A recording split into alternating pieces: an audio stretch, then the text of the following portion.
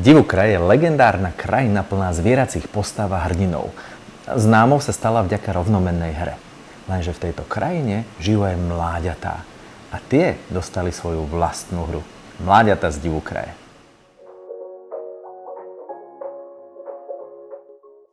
Mláďata z Divukraje je svižná rodinná hra. Dobre si ju zahrajú 2, 3, 4 hráči. Má v sebe solo mod, dokonca 2 druhy solo modu. No a trvá tak pol hodinku. Je naozaj vhodná pre rodiny aj so začínajúcimi hráčmi, aj takými, čo už majú nejaké skúsenosti. Dobre sa ju zahrajú deti. Píšu, že od 6 rokov možno by som jemne počkal, alebo teda 6-ročným deťom jemne pomohol. Od ilustrácií na kartičkách, hernej ploche, dielikoch, cez kocky, žetóny, figurky mláďatiek až po úplne perfektne spracované suroviny vás vtiahne do atmosféry. Každý z hráčov sa stane veliteľom družstva zvieratiek. Či už sú to myšky, líšky, jašteričky alebo ku podivu motýle.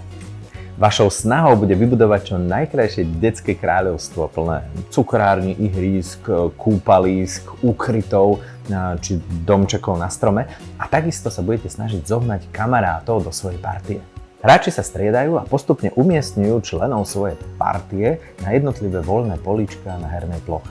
Najzákladnejšie miesta im jednoducho prinesú príslušné suroviny, či už smolu, drevo alebo bobule. Panáčika môžete taktiež umiestniť na políčka pri kockách, ktoré pred každým kolom sú znovu hodené a teda majú rôzne rozmanité hodnoty.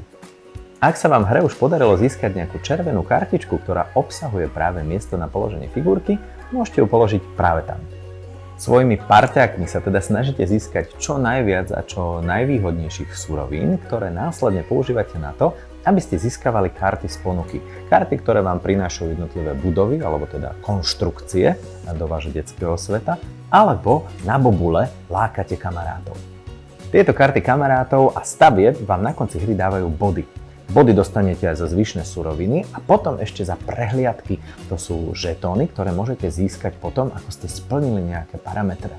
Kto má na konci hry najviac bodov, ten zvíťazí. Rozmanitosť a teda znovuhrateľnosť hry je príjemná.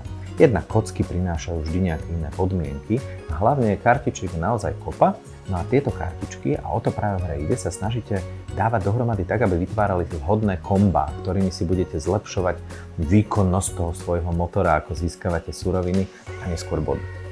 Ak hru hrajú rôzne skúsení hráči, obsahuje v sebe dve možnosti, dva mechanizmy, ako vyrovnávať ich schopnosti.